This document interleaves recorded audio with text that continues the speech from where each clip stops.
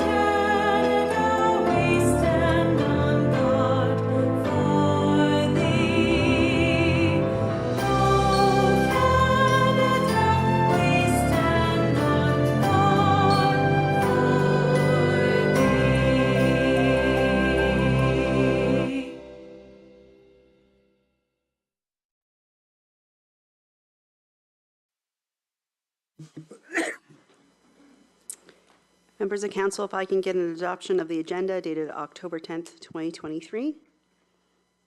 Councillor Riccio Spagnolo, support by Councillor Desjarlais. All in favor? And that carries. Any disclosures of pecuniary interest? There being none, an adoption of the minutes of our closed and regular meeting of Council held September 26, 2023. Move Councillor Byrne. adoption. Support by Deputy Mayor Capata. All in favor? And that carries as well. Mayor's comments. Start off with Councillor Carrick will not be joining us this evening as he's under the weather. We obviously just celebrated Thanksgiving weekend, and I hope that everyone had a wonderful Thanksgiving. We have so many things to be thankful for here in the town of LaSalle. We've also celebrated a few grand openings of new businesses in the town of LaSalle, and it's great to have those new options in our community, and we look forward to several new ones coming along in the coming months. Also, huge congratulations to Active Body, who celebrated their 20th anniversary in the town of LaSalle. Let's continue to support local in our community and in our region. Next week, we are hosting a workshop to explore the possibility of establishing a business network in LaSalle, and we hope that many representatives from our business community will join us at the workshop to talk about this concept. I'd also like to take this moment to congratulate Gordon Orr. Gordon is the Chief Executive Officer of Tourism Windsor-Essex Pelee Island and is an outstanding community partner. Gordon is being recognized by the Tourism Industry Association of Ontario as a recipient of the 2023 Tourism Industry Awards of Excellence Lifetime Achievement Award. Tourism Windsor-Essex was also honored with nominations in award categories to be presented at the Awards of Excellence during the Ontario Tourism Summit, which takes place a little bit later this month. We appreciate all that Gordon and TWEPI does for our communities and want to congratulate him on this achievement. And finally, just a heads up, I know it's a few weeks out still, but our Truck or Treat event is coming up at the Volmar Complex on October the 28th. It'll be our 4th annual event, and check out the town's website for more information. And that's all I've got tonight. We have no public meetings or hearings, presentations or delegations, so we'll move right into staff reports and correspondence for council's actions. So item number 1, we have Essex Region Conservation Authority's Category 3 non-mandatory program and services. Mr. Burney, our CIO of Essex Region Conservation Authority, is available if anyone has any questions. I don't know if administration, Mr. Langlois, if you want to start?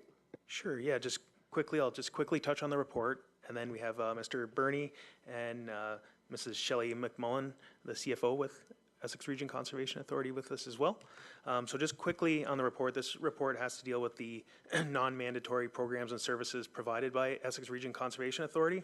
And as part of Provincial Bill 229 and Bill 23, those services can no longer be charged through their levy. It must be billed separately. So, there's a list on the second page of those non-mandatory services that are provided by IRCA. Some are used by LaSalle heavier than others, but it all kind of balances out in the end. So before we get into any questions on this, there is a short video that we'll play, and then we'll take it from there.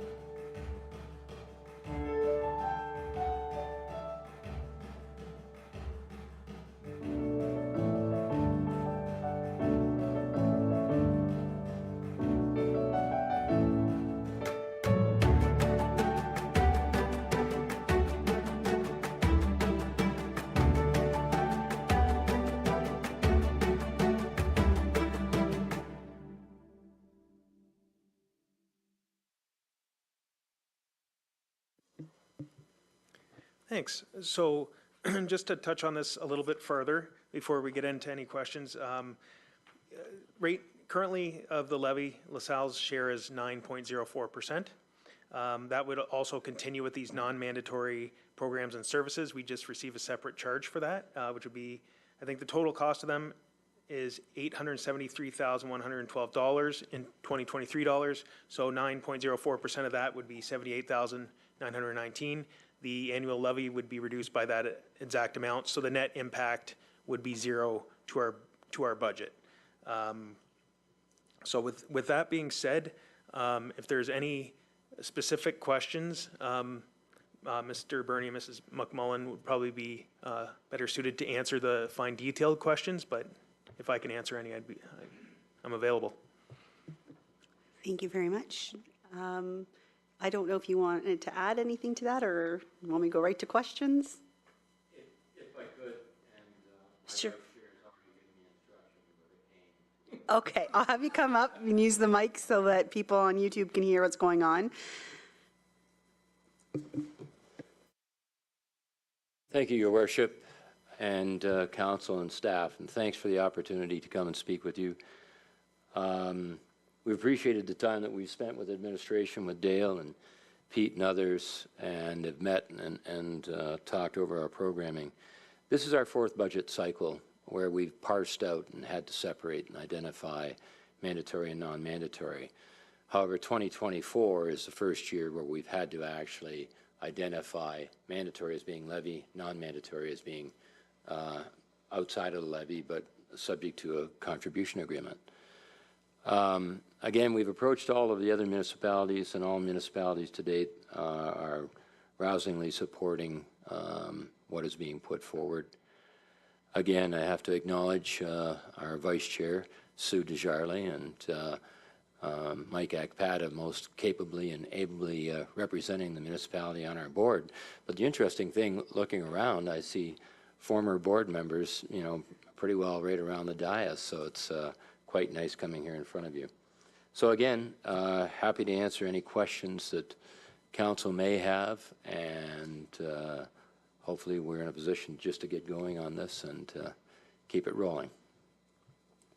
Thank you very much. Members of council, any questions or comments? Deputy Mayor? Thank you, Your Worship. Through you, sir, I have a question that came when from a resident. I know that IRCA has had and taken the lead in mitigation of invasive species, and I realize that this is a question that you're probably very comfortable with. The resident asked me to ask you about Phragmites mitigation. From an expert's perspective, they've got some Phragmites growing along an area that they control, and they want to do the right thing in the right way. Can you educate myself on the proper way that IRCA views, or the view to deal with Phragmites as an invasive species, and what not to do to encourage its spread, sir? Thank you, Mike. Through you, Your Worship. We've been engaged with Environment Canada and the Ministry of Natural Resources now for a couple of decades in dealing with Phragmites. Best ways to manage, best ways to control. At this point in time, we're participating in the pilot program where a moth has been released in the Colavino property, which shows on the video that was shown tonight. And this moth is actually a native species, but it's been reprogrammed that it actually consumes Phragmites. And it appears biologically to be the most appropriate control for Phragmites. For years now, there's been various attempts, but all of those attempts applying known processes to it actually fortify it and actually encourage the spread. Cutting Phragmites spreads by cuttings. So if you are going to cut Phragmites, you need to bale it and rake it all up, whatever has been cut, and then dispose of it in a way that you're not encouraging propagation to occur. Applications of herbicide will work, but unfortunately in a full aquatic environment, if you're spraying it with anything that you require a license to spray, you'll have some level of success with it, but you'll also be then contaminating the environment. Environment Canada has recently proceeded with some licensing for aquatic herbicides, but those herbicides need to be applied by a licensed person to apply them. And they're expensive, and there is always detriment to the environment anytime you apply herbicide, especially in an open environment. There's been some success with burning and then spraying, but just burning, you actually encourage propagation of it. Something that people should understand about Phragmites, it is a very, very close cousin to Kentucky bluegrass and field corn.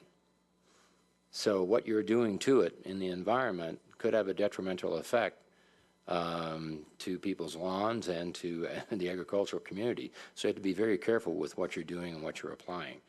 So we are keeping our fingers crossed with respect to the moth that has been released. We've had great success with the what people colloquially refer to as the beer bug that was released to deal with purple loosestrife. It is keeping purple loosestrife in check. And so that bug, which looks very close to a ladybug, except it's brown, but it does a great job of keeping loosestrife in check. So we'll not see the results of that moth probably for a half decade or more until it goes through its normal life cycles and feeds off the Phragmites. And then with it being successful, the seed bed that still exists underneath the frag should take over, and we should see cattail and bulrush reappear. Thank you, Your Worship. I appreciate it, sir. I will then follow up with the resident and let him know your comments. I appreciate your time. Thank you. Any questions regarding the report before us? Councillor Disraeli? Thank you, through you. This is not actually a question, it's just a conversation a little bit about some of our non-mandatory things for people that don't understand exactly what they're covering. One of the big things that we talk about with non-mandatory is we talk about John R. Park Homestead, which many people know, who know me, know that that's one of my favorite places in the county. Between that and our outreach and our community engagement and our outdoor programs, what I find really interesting is the number of new Canadians that we're educating on our history and what's going on in our communities and our county. This past weekend, we had over 500 guests attend our Harvest and Horses event, and that's where we teach young people about corn husks and making candles and sausages and how you plow things. It's very interesting, and how horses play into how farming was done 100 years ago, because kids from the city and new Canadians don't understand that. They don't get it. I think the Park Homestead, we said we had, 20,000 visitors last year, and when you think about it, that's an awful lot of people. That's a small community that's come to visit us. And again, I like the idea that we do have our outdoor programs because we are teaching everyone about taking care of our earth and how we can leave it for our children and our grandchildren. And so when we're talking about this $78,918, it is important to us as IRCA to have it. So this is my IRCA hat that's on right now. It's very important that we understand what those non-mandatory programs are all about and work together for the funding. So that's just what I wanted to say. Okay, thank you. So members of council, you do have a recommendation in front of you. To move, Deputy Mayor moves, support by Councillor Desjardins. All in favor? And that's carried. Thank you very much for joining us tonight. Thank you, Your Worship, council, staff. Item 2, we have the municipal drainage billing and collection policy, and I will turn that over to Mr. Langwise. Thank you, Your Worship. So as council may recall, at the July 25th meeting to consider, council asked administration to come back with a revised drainage billing and collection policy to extend the maximum to a 15-year collection period.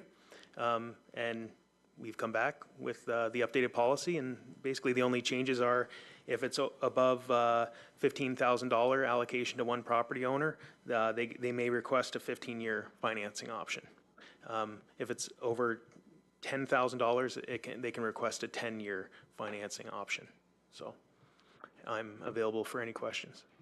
Thank you very much. Deputy Mayor? Through you, I wanted to thank you for this. The residents that raised it were very appreciative of the concern that was shown, and you've come back with a comprehensive, responsible answer to meet their concerns. So thank you to you and your team. Any other questions or comments? Move the recommendation. All right, support Councillor Riccio Spagnolo, and I concur with Deputy Mayor, especially for the speedy turnaround on this report from that meeting. I do appreciate it. All in favor? And that carries. Number 3, medical tiered response agreement for 2023, and I will turn over to Chief. Thank you, Madam Mayor. So the report before you today, this agreement is one that doesn't typically have an expiry date, but it does have the opportunity to, we can make changes to it at any time. It gets reviewed at the county chief's level every year, and this year it was decided that it was time for an update. So the changes are very minor. Basically, they clarified and just reworded some of the definitions. The service itself did not change. However, it will look different if you've seen it before. What's included in this one is on page 2, which is the chart. So this chart was always part of this agreement. This chart is used by the EMS dispatchers, and it basically allows them to, or gives them direction on to, basically for which types of calls to automatically tone out the fire service. So it was always there. It's just something new that you may not have seen before. You'll notice that for LaSalle and other municipalities, the categories of airway obstruction and unconscious people, we don't automatically get toned out for those, but that doesn't mean that we don't go to those. We do go to those when they're busy or based on the information that the EMS dispatcher receives, they will tone us out when required. But honestly, there's no change to the service, and it's only an update to the definitions. Thank you very much. Members of council, any questions or comments? No. There being none, can I get a mover? Councillor Riccio Spagnolo, support Councillor Desjardins. All in favor? And that carries. Item 4, part lot control exemption for Villa Oaks. Mr. Burgess. Thank you, Your Worship and members of council. The request before you this evening is for a part lot control exemption for the Villa Oaks subdivision. The exemption is in keeping with our official plan and zoning bylaw, or our official plan and the County of Essex official plan. We recommend the adoption of the bylaw, and if so approved, we'll be forwarding a copy of the report and the bylaw to the Manager of Planning Services at the County of Essex. And I'm available for questions. Thank you. Members of council, any questions on this item? There being none. Move the recommendation. Moved by Councillor Burns, support Councillor Renault. All in favor? And that carries. Item 5, Ream Road Extension Preliminary Status Update, Mr. Mara. No, it says Mr. Mara right here. It tells me Mr. Mara. Thank you, Madam Mayor. This report is to give council a bit of an update on some possible timelines and things that have to happen for the Ream Road and Diot Road extensions to take place. So Ream Road is a collector road that runs east-west, connecting Ream from Malden to Sandwich West Parkway at Disputed. It's identified in our Transportation Master Plan and identified in our DC background study. Diot Road is a north-south collector road that connects Diot at Bouffard to Ellis at Suzanne. It is also identified in our Transportation Master Plan, but it is not identified in our Development Church background study. Both of these roads are important linkages for the town's network as a whole, and both important linkages that were identified as part of the Malden Road EA solution. So for the final build-out of Malden Road and the build-out of the town, these two linkages are an integral part of that. So before any actual construction can occur to build these roads out, a few things have to take place. So they both need to be identified in the Transportation Master Plan, which is done. They both should be included in our Development Church background study. So Ream is already in there. Diot is not in there. Likely when we do our next review of the Diot or of the DC background study, which I think is 2025, we would be looking at including that in there. We need to complete the Howard Bouffard Master Drainage Study, EA, which is well underway and near completion. We want to continue on with the secondary plan confirm Riem and Diot in there, and refine perhaps like the exact, or maybe not the exact locations, but just refine those two roadways within the Howard Bouffard secondary plan. We would want to get into and complete the detailed design of the Howard Bouffard master drainage study. So the solution for the drainage has a few locations where it crosses Riem/Sandwich West Parkway, or runs alongside Riem/Sandwich West Parkway, and also crossing Diot. So the two really play into each other a bit. So we would want to get into the detailed design on Howard Bouffard master drainage study before we would want to get too far into Riem and Diot. And then not the last thing, but the start and completed environmental assessment for Riem Road and Diot. So once some of these other things take place or finish off, we would look to begin an EA process for Riem and Diot. There's likely some property acquisition that would be required in order to build these. So that's really what we know at this time for them. That puts us a couple years out probably from starting an EA to let some of these other processes continue on and finish up. So I would say probably in the 2025, 2026 time range, we would be looking to start an EA potentially for Riem Road and Diot. And I'm available for any questions. Do you have any? Thank you. Councillor Reno. Thank you. It's slightly unrelated, but I've had many people suggest to me in the past the usage of Diot, and how when in the past few years we've talked about the Malden Road EA and the Bouffard realignment, and a lot of people say, why don't they just close Bouffard, and then any of that traffic that would have gone through that nice square intersection, just put it out to Diot and Laurier Parkway. And as a layperson, it doesn't seem like that intersection is really made for that kind of traffic. Can you just give me a comment in general about the use of Diot and Laurier Parkway, and what type of intersection that is and what it can withhold? Well, speaking to Laurier eventually does have to expand as well. To 4 lanes. So that's part of the existing Laurier EA. It identifies that Laurier will eventually be widened and expanded.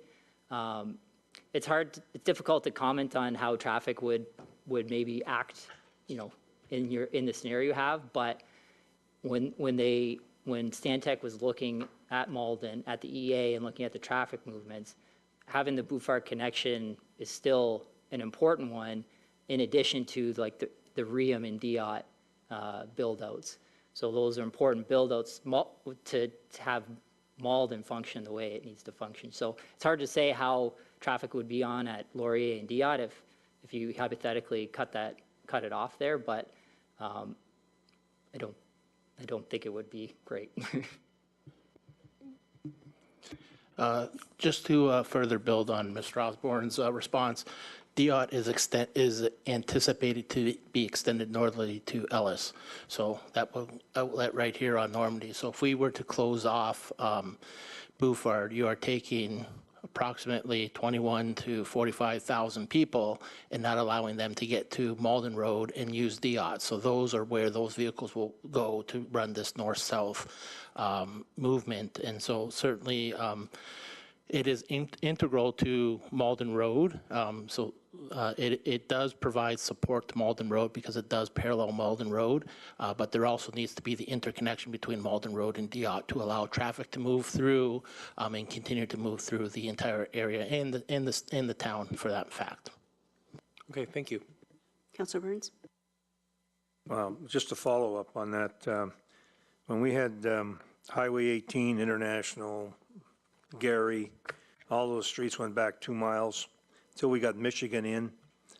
Malden Road was busier than it is today because there was no way for anybody in those subdivisions that we were building, Strawberry Heights and all of that, to get to Laurier.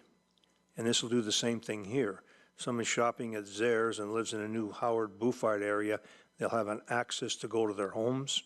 And if those accesses are not there, I don't know how we think it's bad now in Malden. At another town, as I read somewhere, you won't be able to go anywhere. You'll be quicker on a motorcycle or a bike, maybe even walking from Bouffard to Zares.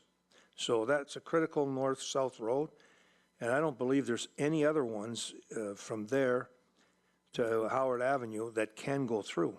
So thank you for the report, and I certainly concur with it. Any other questions or comments? I just have one. I know you're saying we're going to do the DC review in 2025. You didn't have a date of the drainage study design.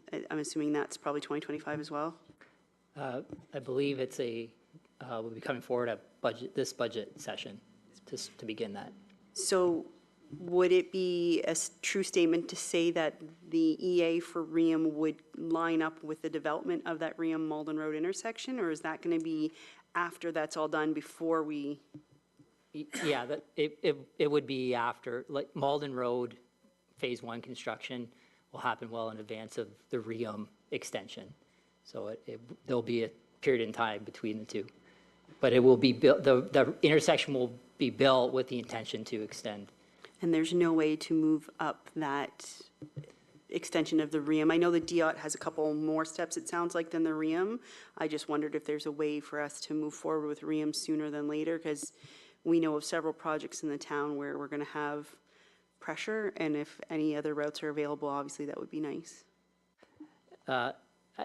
It does need to go through an EA from everything I understand and reading.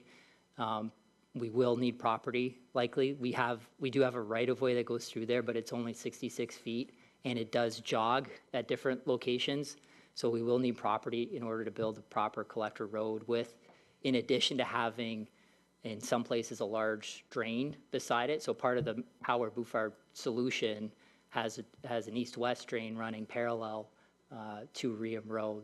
So we really have to get a grasp on what those things are through the detailed design of Howard Bouffard to finish the secondary plan until we can start. We won't have the information we need to start the EA. So, I put in the report 2025, 2026, just kind of needing to know how some of these, couple processes play out over the next year or so, and then we'll have a better idea when we can start that EA process. But construction would have to be a few years down the road. I can't see it prior to that. Thank you very much.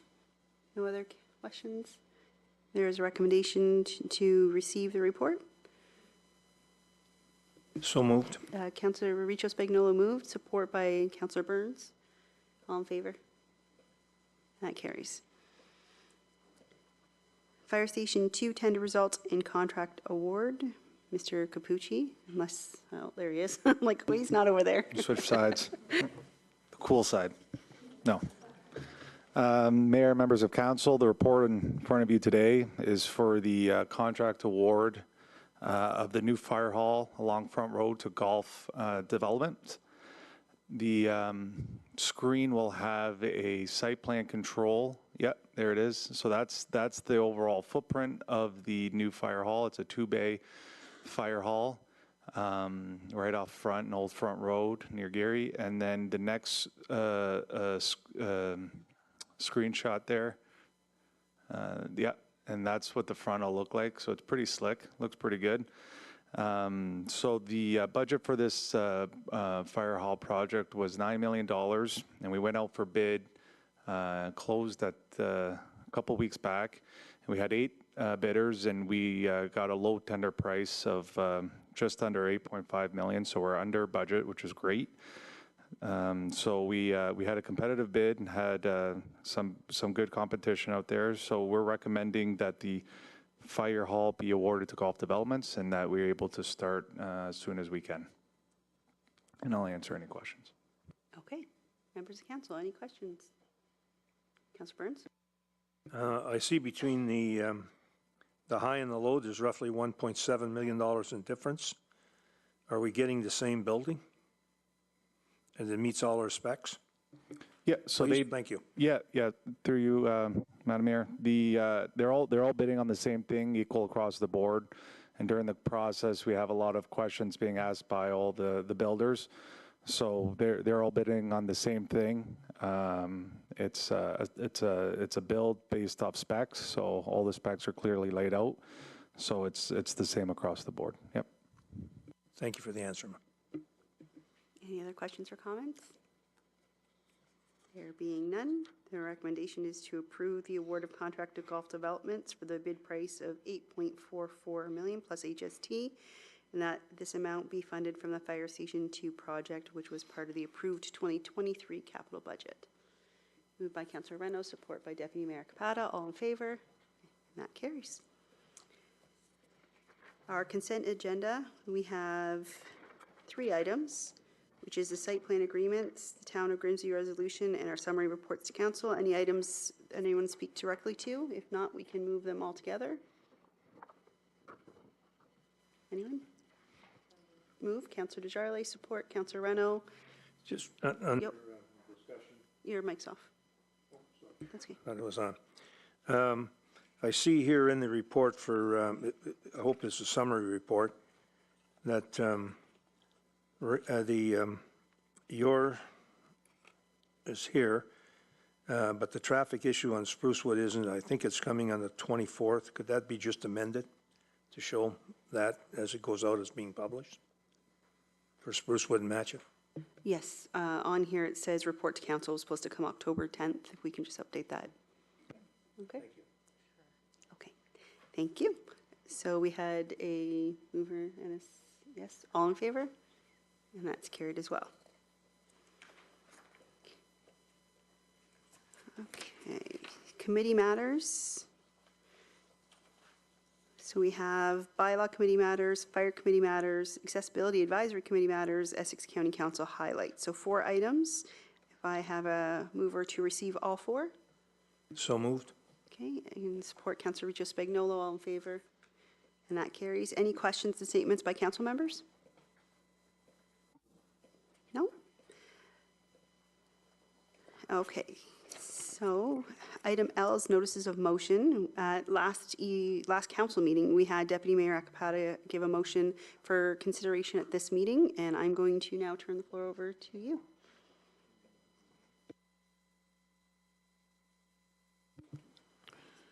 Thank you, Your Worship. With the motion before us, I just want to explain so people understand what it's about. So if we know this, Gilmore was a First World War veteran. How do we know this? Because the archives of the Government of Canada for World War I veterans have been released. So we have in our possession his World War I record. Why this is important is to avoid, unfortunately, stolen valor, where people claim to be things that they are not. So we've validated his service during the First World War. And again, the poppy is controlled by the Legion. So the poppy cannot simply be placed on anything or used at all without permission of the Legion, and that's Dominion Command, which we have received. I submitted the war record of this gentleman to the Dominion Command of the Legion to once again validate that he was a First World War veteran and that he was eligible for remembrance. So one of the things I want to make sure that it is clear is this is not to alter the work that has been done on the signage or on our external facing work that is done. It is to augment a street sign when Gilmore Way goes up, much the same way that Normandy is named after the Battle of Normandy and not Joe Normandy. Joe Normandy, the person, is not entitled to a poppy. The Battle of Normandy is. Much the same way that Gilmore, as a veteran, is entitled to a poppy, some other folks who aren't are not. So we validated his service. We have permission from Dominion Command. It is not to undo the work that has been done in the external facing signs, but simply to bring notice that the gentleman was a First World War veteran.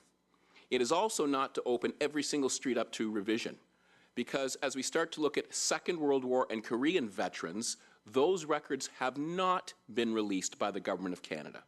So we're looking at about 2 years to validate service if we have a street that's named after a Second World War or Korean War veteran. The only people who can attempt to get that are members of the family. So the members of the family would have to secure the record, so there is no stolen valor, to validate that the person was a veteran, that the street was named after them, which now goes into the naming conventions that the municipality has already done. Because there's a number of streets where I recognize names from service that are attached to other folks for other things. So this is specific to the Gilmore area.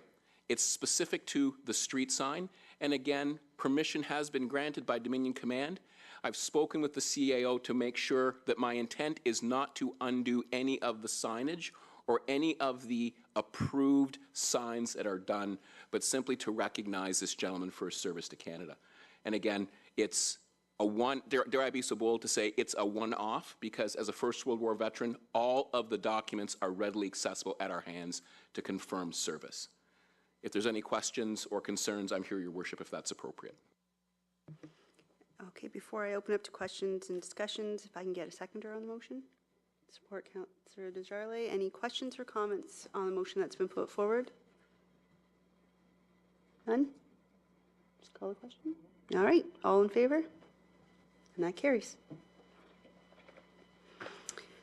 Reporting of our closed session on Thursday, September 28th, 2023. Council met in closed session. Administration provided information regarding personal matters about an identifiable individual in labor relations or employee negotiations. For bylaws, we have 6 of them in front of you, and we are looking to do a first, second, third reading and finally passed on all bylaws put before us this evening. Any questions or comments on the bylaws? If not, I can get moved by Councillor Burns, support by Councillor Desjardins. All in favor? That carries. Confirmatory bylaw 8831 be given a first, second, and third reading and finally passed. Councillor Reno and Deputy Mayor Capata, all in favor? That carries. Schedule of meetings is before you. Thank you for joining us in person and online. Have a good evening. Meeting adjourned.